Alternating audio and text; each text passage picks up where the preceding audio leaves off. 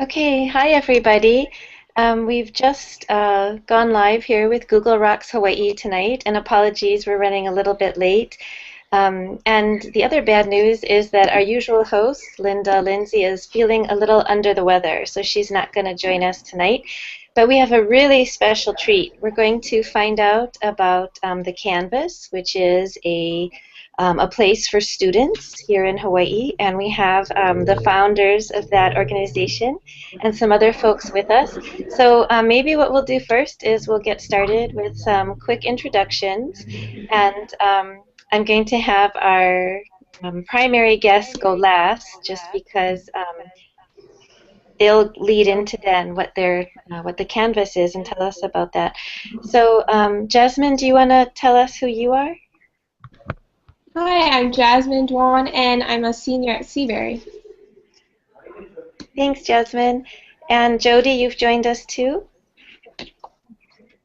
Hi everyone, I'm Jody Brown. I'm the librarian at Kalama Intermediate. Hi, Jody. Thanks for coming tonight. And then on to our special guest, we have Jessica Kim from Moanalua High School and Isabel Wong from Punahou. Thank you for joining us tonight. And can you folks just tell us a little bit about yourselves first, maybe what grades you are, and then just introduce a little bit about the Canvas, just what it is? Oh yeah, of course. So first of all, thank you so much for having us. We are both high school students. So I'm a senior in high school. I'm a sophomore. Yeah, and basically we met just a little over a year ago, and we started this project called the Canvas. Initially, we were part of this leadership program. Tiffany Chang is also the other co-founder, but she is unfortunately not here right now. But just to give a little background about kind of where we came from, we first started out in a leadership program called CTL, Center for Tomorrow's Leaders. And one of our tasks were to start a project in the community. Just a quick sound check. Is it working all right with everyone?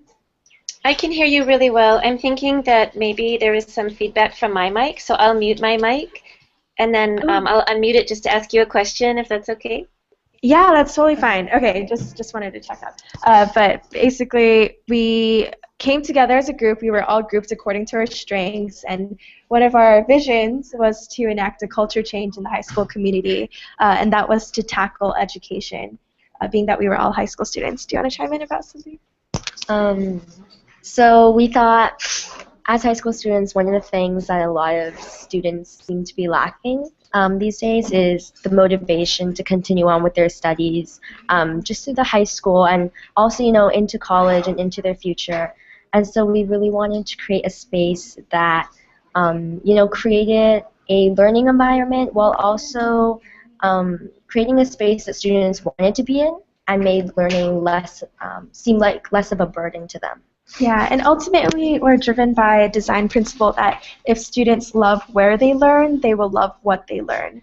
And in the end, if we just thought if students were as attracted to their own classrooms as they were to trending cafes and whatnot, then the Canvas should be that type of, I guess, stepping stone to realizing the potential that they all have, and also to just join in a really empowered high school community where it really doesn't matter which high school you come from. You come together in this one space, not only to meet other people, but also to develop your strengths and talents with other people as well. This is so exciting, and I have like 5,000 questions. I'm sure Jasmine's shaking her head because she knows I'm going to ask you way too many questions. But I guess I'm just if you could step back just a teeny bit. And what was the leadership summit that you folks went to? What was that called? It's actually a year-long leadership program. It's called the Center for Tomorrow's Leaders, and Tiffany and I, along with Lizelle Augustin, we were a part of the Fellows program with the CTL community. And for a whole year, it's like sort of like an intensive leadership / business course. We meet bi-monthly, 25 or 20 other high school students across Oahu, and we meet other senior leaders in business, government, while getting mentored by other people. And we get opportunities like this to kind of start our own high-profile projects and execute a vision in the community. It doesn't matter whether it succeeds or not. It's the process that CTL kind of guides us through, and it's the duration of the program is just for a year, and it starts in September and it ends in May. And that That was my sounds like junior year that I started this. that sounds like a really great program. And I know, Jessica, you said you're a sophomore, and Isabel, you're a senior, right? So, Oh, I'm the sorry. other way around. Oh, other way around. Oh, I apologize. Oh, wow. No problem. But what I think is so neat is that different ages and different public and private schools were involved. Is this something that's still ongoing, that current high school students around the islands could get involved in the Center for Tomorrow's Leaders, or no, it was a one-time thing and it's over, or? Oh yeah, so once you apply, basically you're in the program just for a year. It doesn't matter. It's usually juniors and seniors who apply. I applied as a junior, so I went through the term during my junior year.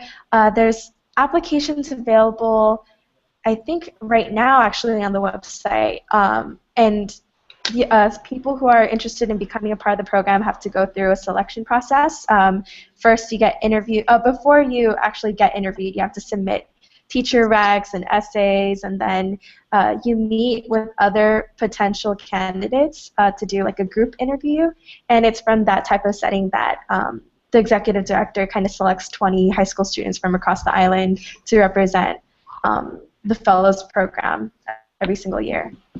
Wow, that's really great. And let's see, I had another follow-up question. You can apply, and so are they looking for folks who are student government leaders at their respective schools, or are they looking at artists, or just all different students? I think my favorite part of CTL is the fact that they look for untraditional leaders. That's what they've been telling. That's how they present themselves. It's not just looking for students who off bat are really great leaders. It's students who are the non-traditional leader who can develop their skills and just their capacity to be a good leader through the CTL program. So right off the bat, we don't come into the program already as like knights in shining armor type of leaders. We walk in as very, we need this kind of program to really develop. I think you're being modest because, I'm sorry to cut you off. I think you're being modest because I used to teach at Moanalua High School, and of course we're all familiar with Punahou, and we know that you folks are amazing students. Just like Jasmine too. She could be there with you. Sorry, I didn't mean to take too much time with the Center for Tomorrow's Leaders, but it's just so exciting that out of your year or out of your experience there, the Canvas developed.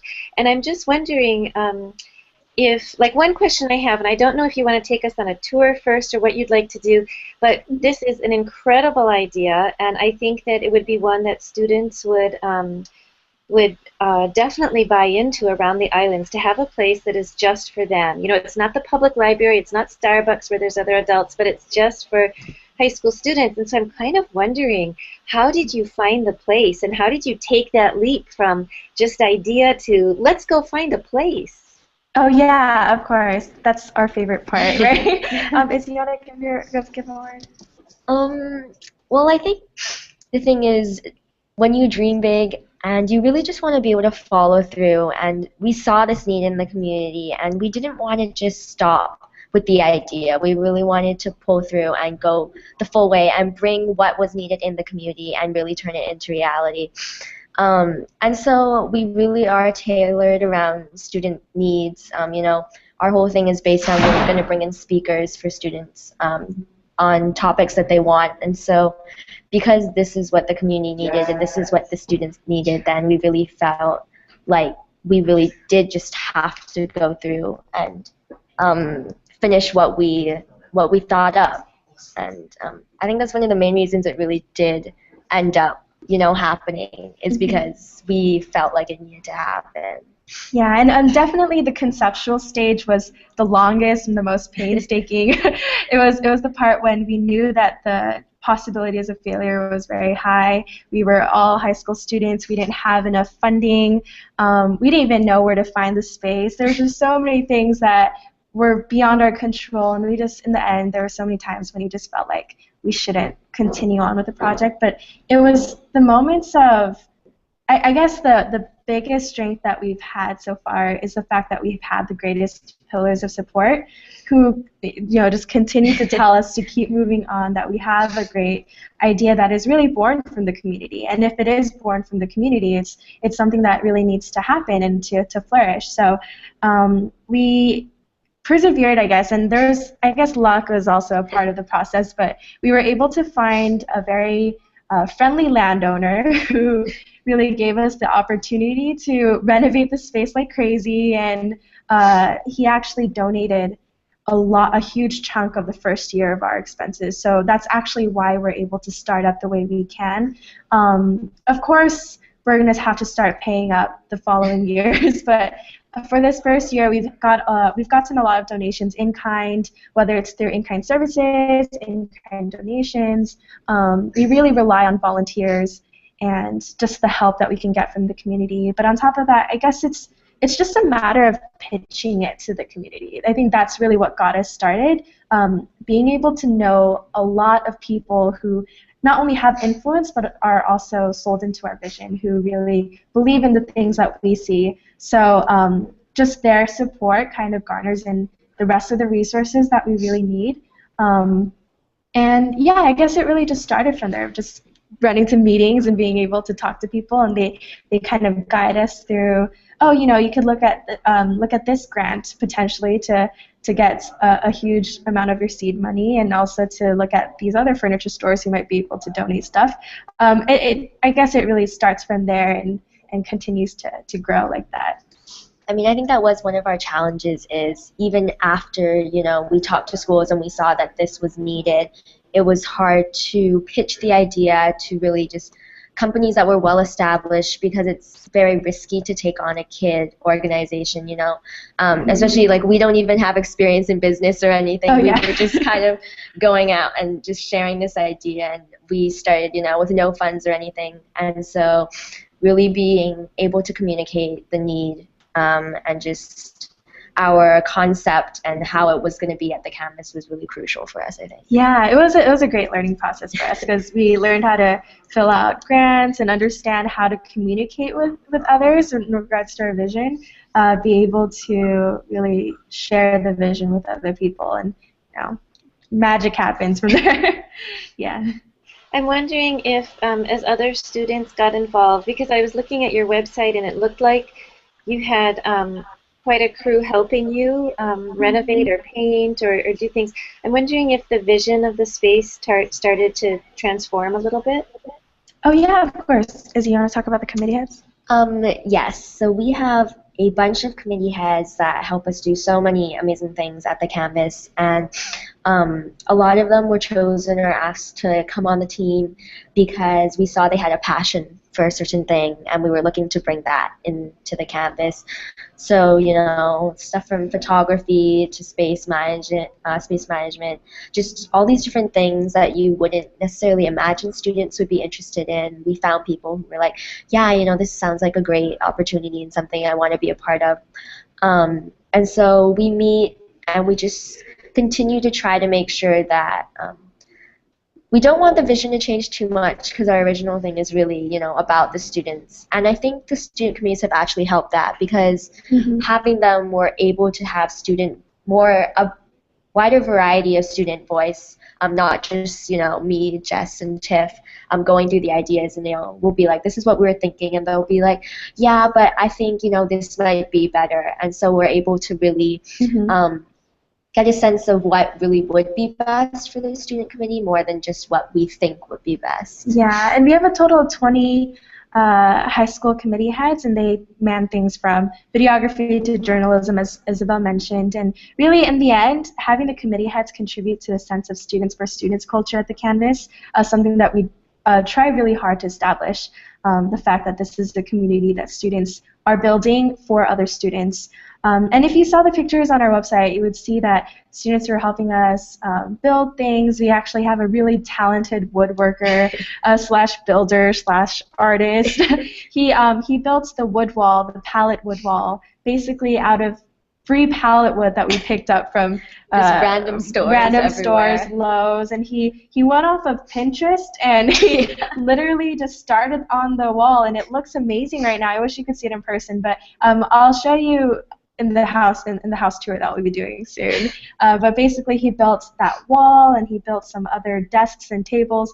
There's a standing desk right here. You might see it. Do you see my finger?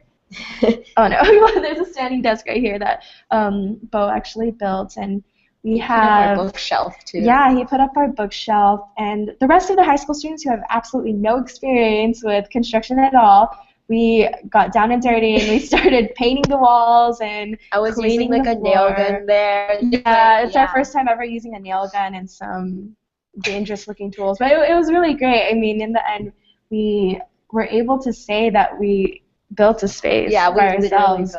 Also with the help of uncles who were really awesome and donated their talent and resources, we were able to really create a space with high school students, for other high school students.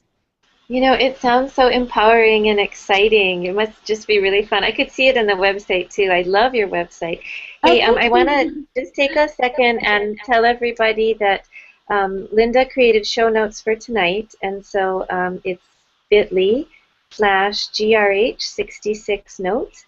And Isabel and Jessica, I put the website link for the Canvas. Maybe we can go back in later and add even a link for the Center for Tomorrow's Leaders or anything else you folks want to share in those notes. And Jasmine, do you want to introduce the folks that you invited to the Hangout? Sure. Rima Murta, she's here on the panel too. And she's on Maui, and she wants to create a science center. Hi, girls. I don't know if you can hear me. That's really exciting. We can hear you. Go ahead if you want to say a little more. Go ahead. Yeah, I don't know if I have a little echo with my microphone. Is it the same online? No, we can hear you perfectly. You sound very clear. Yeah, it's very nice to meet you, everyone. It's really, really inspiring. And as I'm listening to you, Jessica and Isabel, I don't know, it's really inspiring. I remember myself in high school always running, always with the idea, always believed that if it's possible, I can do it. I mean, if I dream it, I can do it. You have to follow through. Yeah, I'm currently trying to establish Maui Science Center here on Maui. And the idea pretty much very similar. I would like the actual process of building it from exhibits and the building and the space to have the students involved from the very beginning, like with the business decisions and everything. So it's listening to you, it's very inspiring that you have so many talented students and have different talents, and it's just yes. So am I do I have a minute for a question? Yeah, go ahead. Go ahead and ask the question. Yeah. What are your main activities? Like, how often do you meet, and what are your main activities? I missed a little bit in the beginning, and I'm sorry if I'm repeating the question or if it was already said. Oh, of course not. So basically, we opened January 16th, so it's only been a month since our actual opening date. And right now, we don't have any speakers lined up, but we have a set program that we are planning to implement the next month. It's basically consisting of speakers. We're calling it Lunch and Learn. So basically, we have a snack store so students can come eat and collaborate with the speaker that they really want to be in touch with. So if there's a photographer in the community and there's students interested in photography, we want to create that type of network. So first of all, there's the Lunch and Learns. Do you want to talk about the rest? Yeah. So we also have, we're going to have discussions, like facilitated discussions for students. And this can really be about any topic that they want to just share about.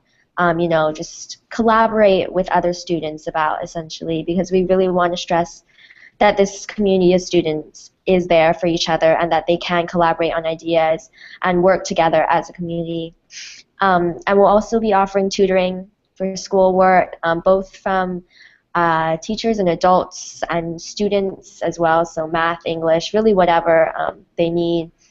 And so that's already going on. We already have tutors here helping out.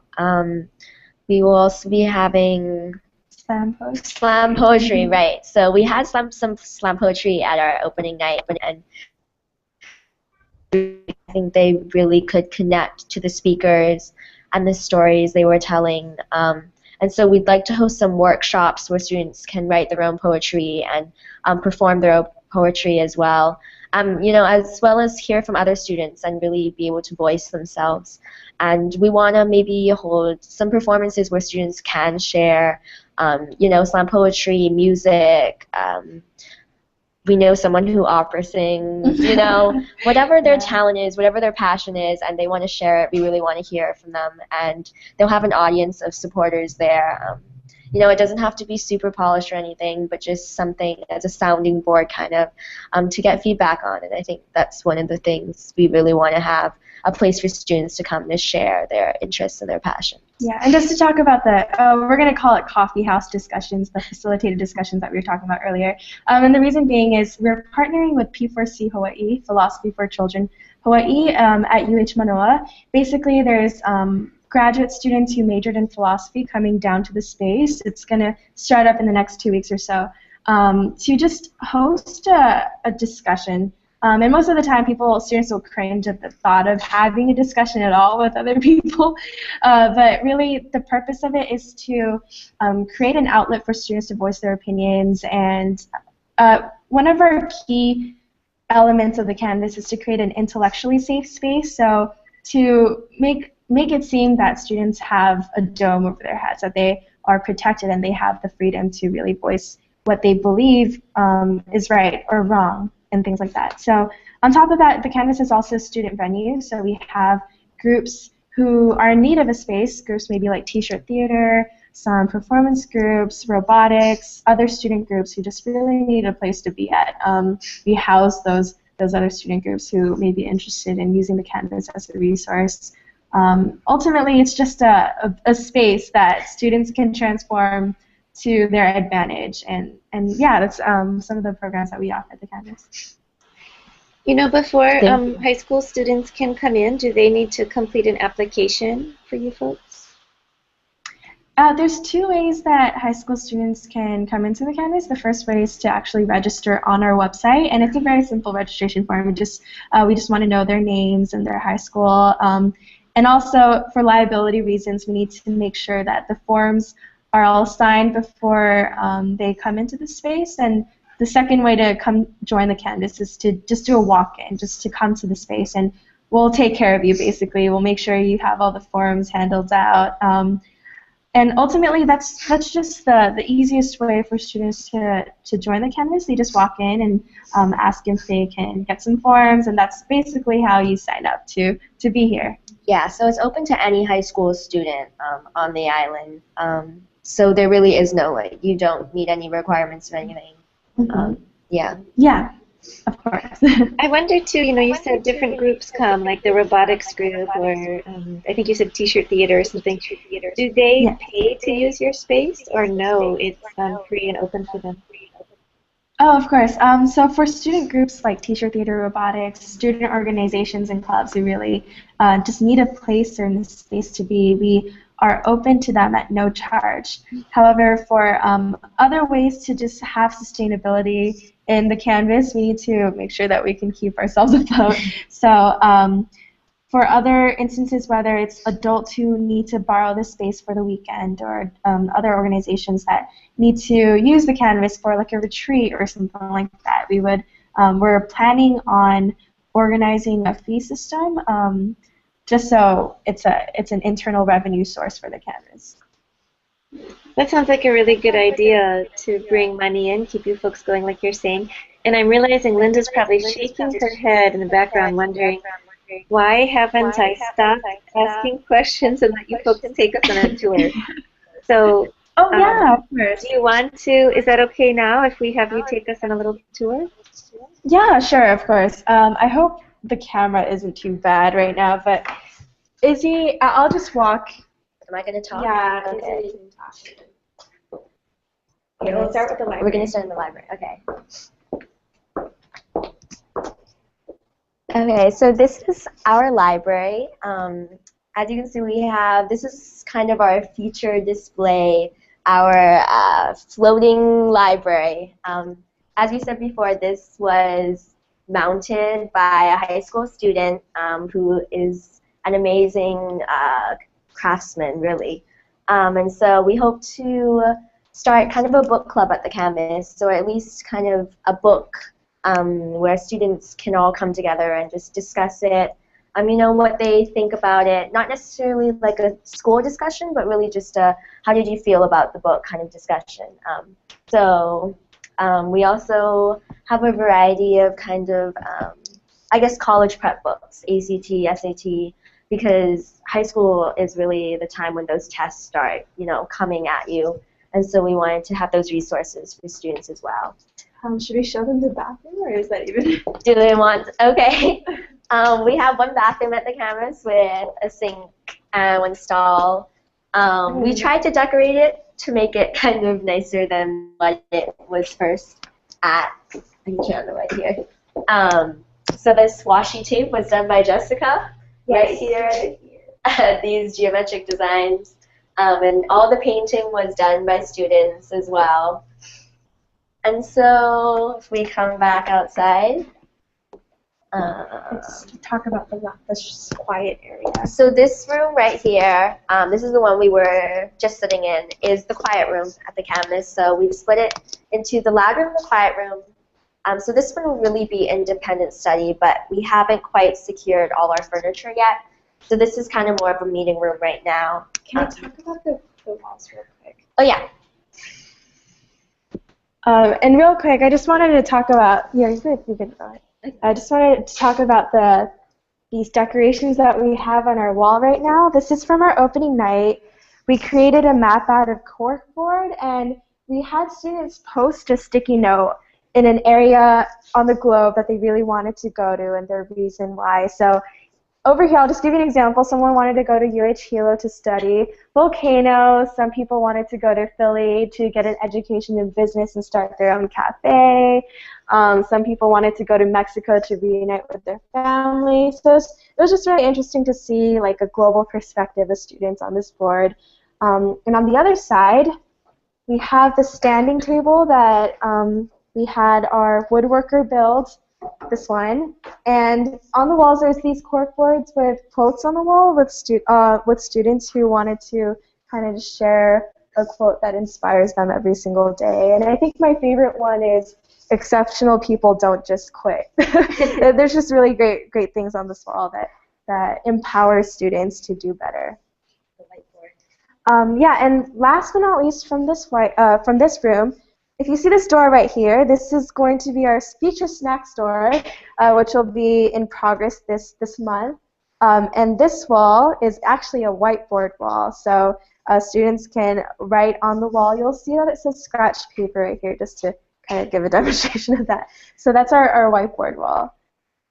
Izzy, you'll take this. Okay, where are we starting first? Okay. You guys want to wave? This is our loud room. Here are some attendees right now doing their work. Sorry, guys. So this is like group study mostly.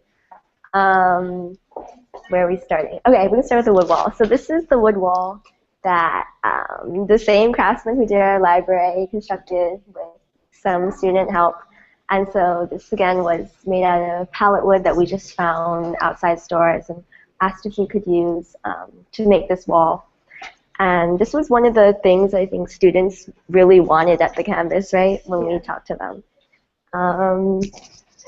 And then this wall with the paintings, this is going to be our art gallery, so we haven't quite set it up yet. We had some issues with hanging the pictures and stuff, but we're fixing that out right now. So we'll have all types of student artwork, 3D, paintings, drawings, really whatever students want to share.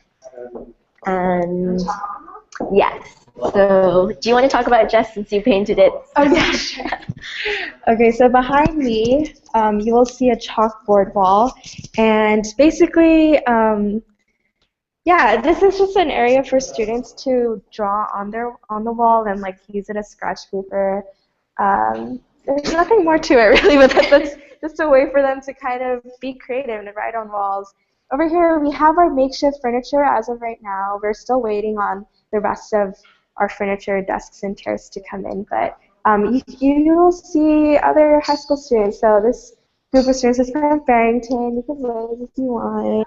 Yeah, and then we have some students from Wanalua and Punahou over there studying in the back. So yeah, I think we're done with it. Yeah, and on this wall right here, we wanted to install a mirror wall because we know that there are some other dancing and performance groups who wanted to come in to use the canvas as funding for that and enough manpower and construction power to actually implement that. So yeah, do you think we covered everything for the space? Oh, our favorite part. Oh my goodness. This is the hallway in entering the canvas. We're going to grab the light right now and show you a better picture. So this is the hallway. If you see Izzy's over there, that's where students will enter the space. And I think my favorite part of this hallway is this painting right here. So if I could just give you a little overview, it's really neat. We had a student from 808 Urban, which is like a student art group here in Hawaii. We basically, she came to one of our events and she did like some sort of measure to see what students really thought about learning, and she compiled all of the responses and created this amazing artwork. And really the essential meaning behind it is what education should mean to students. And it's things like thinking big, expanding creativity. My favorite part really is to see that she wrote knowledge is power, and it's just really amazing. I think this is one of my favorite pieces here. And that's really the first thing that people see when they enter the canvas. They see this painting that really depicts our vision and mission, and if you go in, there's this incredible wood wall and colors that just really brighten up the space. So this is the outer appearance of entering the canvas at first. Yeah, I hope that felt like a complete house tour. I could go over something else if you guys wanted to see something again or something like that. Oh no, you folks did a great job, and I think you're right. There's something really welcoming and warm about that wood wall, and the art is amazing. I love how she gathered ideas from other students to create her artwork. That is really incredible. As you were sharing, I wondered if you had an opportunity yet to showcase this space to Department of Education leaders. Okay, we could go back to that. Yeah, so basically we have our sponsors. One of our main sponsors is the Learning Coalition here in Hawaii, and right now we pitched our project to some politicians. There's a chair of education here in Hawaii. Jill Takuda, Senator Jill Takuda heard about our project and really advocated for it. She has yet to come to our space to see for herself, but really the people in education here in Hawaii who have gotten a chance to see the space is, I would say, the Learning Coalition, the Public Schools of Hawaii Foundation come in to see the space. We have teachers at Barrington High School and Wanalua who came in to see the space for themselves, and yeah, I think that's it from what I could think of. Linda said that it's so inspiring. She's tearing up even because it is incredible what you folks are doing. And I had another question, but Jasmine, did you have anything you wanted to ask? You guys went over a lot, and it's so amazing to hear about your project. I just want to go there, like, now. Um, what would you say was the biggest obstacle? I would say the biggest obstacle was the 6 months that we were in our conceptual phase. I would say it was 6 to 8 months that we saw no progress with our vision. I mean, the only progress that we could really see was very conceptual. It's just ideas in our head, and not being able to tangibly grasp something that our ideas resulted from. During that time, it was just really difficult because we really felt that this wasn't going to happen, that in the end we weren't going to succeed in getting the amount of funding and support that we really needed in the beginning. So I would say that the most difficult obstacle that we've had to go through during this whole journey was the beginning, the start of it, to actually, start or buy our first purchase and say that we painted our first wall here at the campus. And even now, I mean, people will see a finished space, but to us, it's never really perfect until we get it right. And I guess in a way that is also difficult because we won't be able to really settle for anything until I just guess that feeling will never come in the end. But it's just the idea that this is always a working hypothesis. This will always be something that's never finished. And the beginning was definitely the biggest obstacle to go through, though. I think also we never really reach our goal until the student community really loves the space as much as we do. Mm-hmm. Because it doesn't really matter if we love it if those who need it and those we were creating this for don't love it and don't use it and feel like it's helping them. And so I think that's kind of a little bit where we're at right now, just continuing to make ourselves known to students and make ourselves known, you can come here, we're open, we'd love to have you here,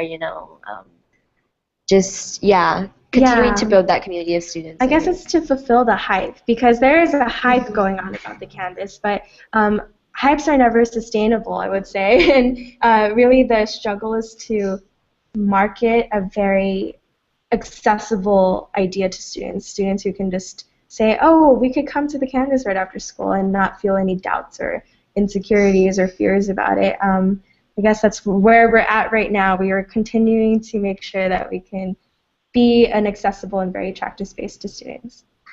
I wonder, kind of on that same note, how you're getting the word out to other students. Like, for instance, my kids go to a small private school called Koala, but they're doing some really incredible things at their school too, and what you're doing fits in with that school's vision. So are you just relying on social media and kids, Instagram and Twitter and things like that, Facebook, or are you also reaching out to, like, the Lahua High School has the Great Art Program, or who is it, YNI, the Amazing Media Program. So are you reaching out also to teachers? Well, we started first with the school that was closest to our space, so that was Farrington, and we started with them and their student government, and then from there we kind of branched out to our own friends, just told them about what we're doing, because it was kind of inevitable, because they were always like, where are you going after school? And so we haven't necessarily had the chance to personally. Sure, sorry, we're going to move because Jess's computer is kind of running out of power right now. So we haven't quite had the chance to personally go to other schools like we have to Farrington to tell them about our ideal and personally connect like we have with Farrington, because they helped a lot with the design process, telling us what kind of space they would like to be in, to work in and study in. So we have been relying a lot on social media to just get the word out. Social media is definitely the most effective way to get the word out among high school students, but it's also a matter of physically going to the school. So the closest school in proximity to the campus is Farrington High School, and we've established communication with the student association as well as some of the teachers there, and that's, I guess, the most effective way is to start with people that students are the closest with, and that would be their student leaders and their teachers. So that was one of the ways that we started out, being able to get the word out to Farrington High School and create that personal contact. I've got another question too. Is how do you keep it staffed? How do you make sure it gets locked up every night? Oh, right. Yeah, that's one of the most difficult questions that we had to deal with in the past when we needed to make sure that this was being staffed and there was enough manpower. So we have adult volunteers, very amazing and committed people who, first of all, believe in our project. So they register as a volunteer on our website, and some of them start out as our closest teachers and friends who offer their time on certain days of the week. And we have to coordinate the system in which certain people will be available every single day. We have a way of opening and closing the space through a lockbox. So security-wise, we have the systems in place. But ultimately, the most important aspect of the manpower is to make sure there's a person available every single day that the Canvas will be opened. And that's a matter of really creating a volunteer network in the beginning first so that we can get ourselves situated. And in the end, our goal is to extend our hours and days and have enough people to staff those days and hours. Thank you, Jody, for asking the question. I was wondering logistics too. And then actually, have you folks found it hard to balance your academics and then your excitement and everything happening at the campus?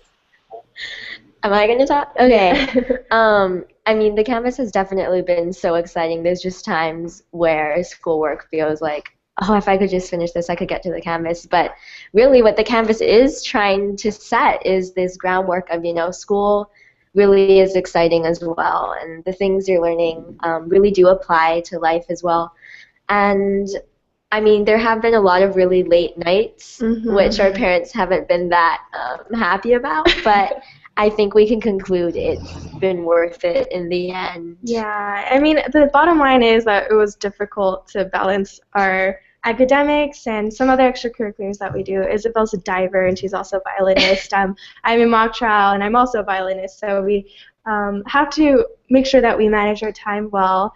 But on top of that, it's to make sure that we're still committed to the Canvas and that we fulfill that excitement with actions and that we have a plan of action that we're going to follow through with. So it's really sacrificing and setting time aside for the Canvas. Our whole entire winter break was consumed with construction. Even before then, every single week after school, we would run to meetings and things like that. So it was possible, but it took more effort on our part. And then I think something Bryce, who's our mentor, told us that I think really applied to me at least, is that don't let school get in the way of your education. And I thought that was really true. Don't let, that schoolwork, because this is such a learning process. I have learned really so many things, how to act in a meeting, how to have a business call, what to wear to a business meeting, like all these things that as adults, they just kind of, just become routine. I feel like, like how to shake hands or whatever. But, as a student, especially when you're connecting with an adult, not even necessarily one you would usually consider like your equal, it's very different and very new. And so you just can't let, grades and all those things that usually you would stress about kind of be at that, like get in the way of, these new experiences and these new opportunities. What do you envision for the future of Canvas in a year or 5 years? Oh, yeah, I love this question. I would definitely, part of our vision is not to just be a space that is available in one location with the same people. It's our vision that the Canvas will be everywhere once it is successful, that there will be pop-ups all over the place in communities that really do need a space for high school students. And the vision is to expand for sure. And we have some interested people who want to bring a Canvas to their own communities. And one question that they always ask us is, what's going to happen when you guys graduate? This is, being a high school student is such a short-term commitment, and in the end, what's going to happen? But there isn't a formula to the student leadership. There isn't a specific, there's only going to be this person with a certain grade point average with certain merits and qualities to become a student leader at the Canvas. It's really born from students who drive that vision. We continue to create this empowered network of students who are driven enough and motivated enough and empowered enough to bring the Canvas to other places. That's really the vision and the mission behind the Canvas, and the reason why we strongly believe that it will be successful in other locations as well. Great. Yeah, I would love if we had one on Maui. Yeah, that would be awesome. Yeah. And one more question. What's the maximum of people you can hold at the Canvas? The maximum amount, I would say, is 40 people. Yeah. On our events, though, we did maybe go over maximum capacity, but on a normal, typical work day, we're still getting in the groove of things, so we haven't reached max just yet, but typically it would be 40 students. But if there does come a time, we do not want to reject students at the door, so we if it is needed, we have a system in place in which we'll do cycles. Basically, if you go to a restaurant, they give you those little table cards. We're going to create time limit cards and say you can only be at the Canvas for maybe 1 or 2 hours and give another student the opportunity to be here as well. So it's kind of, we have a backup plan, but in the end, the max occupancy is 40 people in our space. Thank you. Thank you. Mm-hmm. You know, I'm sorry, I haven't had a chance to look at your whole website, but I know that we can sign up for the kids, sorry, can sign up for the committees. We can find out more about what the Canvas is. Do you also have a spot where you're curating your story or kind of chronicling what you just shared with us tonight? Yeah, you want to talk about that? So we started a Canvas journal, which is written by 2 high school students, Unica and Rosalie, and they've been doing a really great job just writing about the different events we've held or attended. And we also have a gallery, so there's a lot of photos from construction, I believe, that are on there. Most of the day-to-day operations, though, and a lot of construction also, I think, is on our social media, though, so Instagram and Twitter and Facebook. And so I guess we have been really wanting to, like, get a newsletter out or something, also, like, not just for students, but also for partners and sponsors.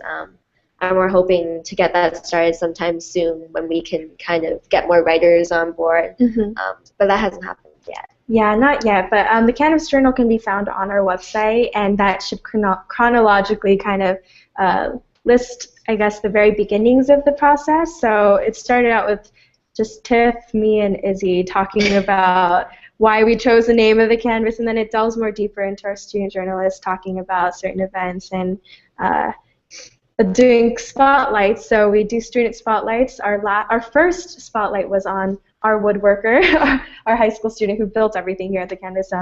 We wanted to showcase their talents and skills on our blog. So that's another component of the Canvas Journal. Thank you. It's so exciting. We're right at 7:05, and I wondered if you folks needed to head out, or did you want to share anything else really quickly? Time-wise, I think. Time-wise, I think we're fine. It's up to your schedules, but yeah, I mean, we're very open to answering any more questions about this case. I know there's a lot of different, multiple facets to the Canvas, whether it's the social aspect of it or the physical construction. So we're definitely open to answering those questions. Thank you. Jody, Jasmine, or Rima, do you folks have anything else you want to ask? I always am interested in the nut bolts day-to-day. And so I'm curious, okay, so Jessica, you're graduating this year? Yes, this May. So what's your plans for next year, and how are you going to appoint a successor? I don't know if I'm using the right terms. Yeah, no, of course. So Tiffany and I are both seniors, and we'll be leaving this summer, leaving Izzy behind. But we're both going to go to college, and in the end, I guess our role will be to serve as a mentor for Isabel. Essentially, Isabel is our successor. She's a sophomore right now, and we're lucky to really have someone who has been with us in terms of the conceptual stage. He really saw the very beginnings of the Canvas. And right now, in terms of our student administration leadership, we continue to pass down the torch. So I am currently finding another underclassman to help Izzy out during the next year of the Canvas, and Isabel and will continue to pass down the torch to other high school students who are not only committed but really believe in the vision. But aside from the head administration, we have our committee heads whose task is to train their own, the next committee chairperson, I guess. So the next photographer, or the photographer chairperson that we have, he will train another photographer to take on the reins for next year, and it kind of continues on in that capacity. We have adults and our board of directors and advisors who continue to kind of oversee that process, and if they do see any other talented or just very driven high school students to join the team, that's definitely another path as well. But in terms of Tiff and I, we are going to continue to remain close to the Canvas as much as we can, whether it's to travel back home at least 5 times a year or something, I guess, and also to stay connected with the student administration and leadership team. So that's one of the ways that we're trying to ensure stability in the next school year.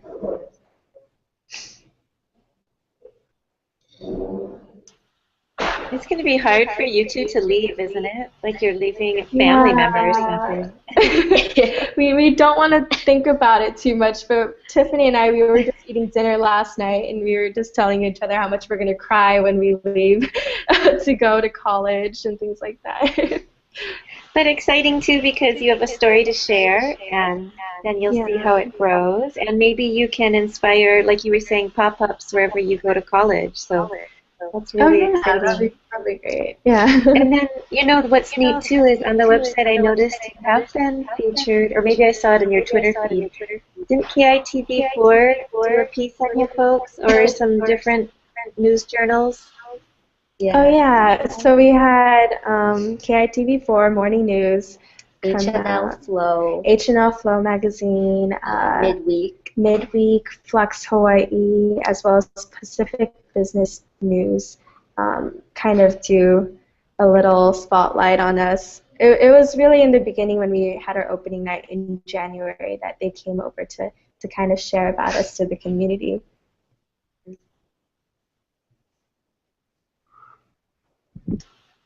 That's really neat. Jasmine, are you still there? Anything else you want to ask, Jasmine? I think we went over everything. You answered all the questions. Jessica and Isabel, I'm not sure if you know Jasmine outside of this hangout. Have you met her before? No, we haven't.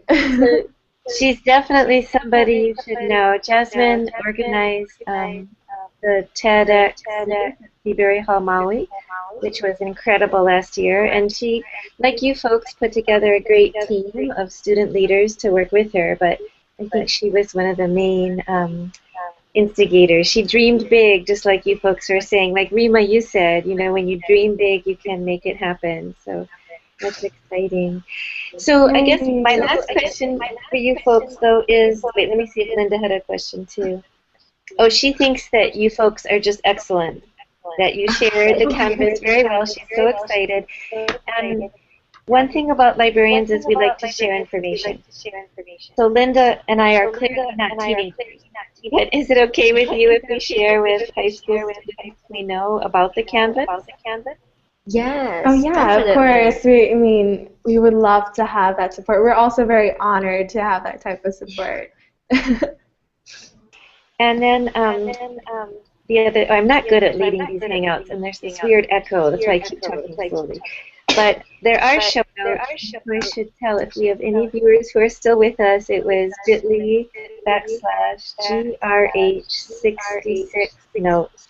And Isabel and Jessica, if you want to add any links to that, I'm sure Linda can hook you up if she hasn't already with the document. So you can add things there.